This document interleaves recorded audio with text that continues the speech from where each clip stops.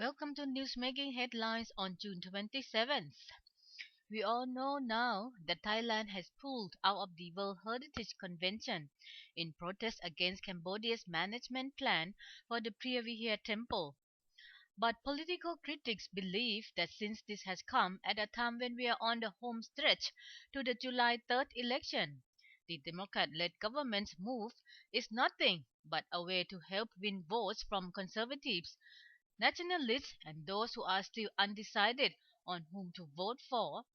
And although the People's Alliance for Democracy still sees sense in sticking to its no vote campaign, the alliance has at least announced it will call off its protest at Makawan Rangsan Bridge over the temple issue. Thairat's main headline blasts out. Opposite reviews reason behind withdrawing from convention. Cambodia proposes ambiguous plan. Five countries help Thailand protest, but committee ignores protest. Troops ordered to watch over border. The PAD, of course, is taking all the credit. Its mouthpiece, Pujatgan, comes up with the headline saying, PAD declares victory for Thais. Thailand withdraws from convention over risking of losing land.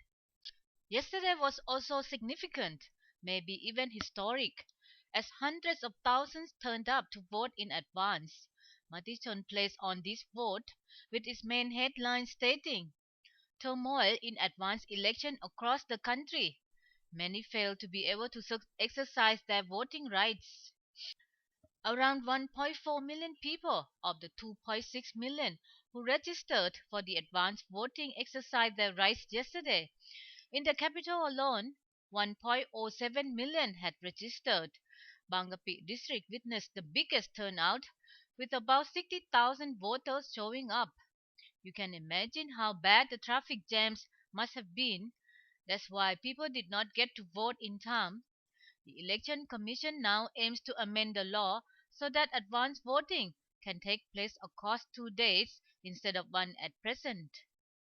Meanwhile, as if we did not have enough of rising prices, here's another piece of bad news.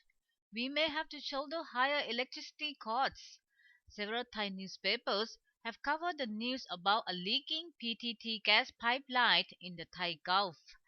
Pujitkan shouts, IGAT admits electricity will become more expensive.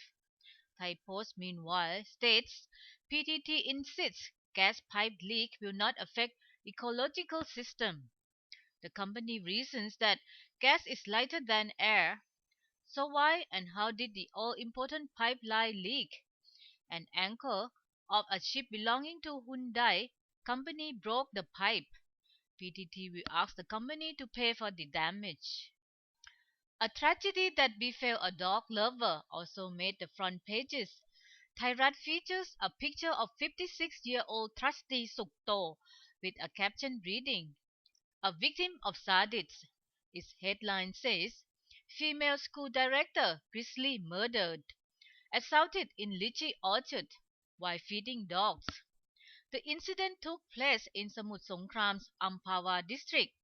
Thai Post Excite cover says, school director raped, murdered. The dogs that she was feeding stayed beside her lifeless body all night. Police suspect more than one man was involved in the horrid crime and that they knew the director because the dogs did not bark at them. Let's wrap up this program with some rather shocking celebrity news involving singer Macha Watanapanit. Komchatluk says Macha cries foul after being harassed by a man, tries to extort 20 million baht in return for not exposing scandalous pictures of her. If you remember, Macha had recently made the front pages after a self-claimed French producer threatened to sue her for allegedly breaching copyrights. Now it turns out the same man has been harassing her all along.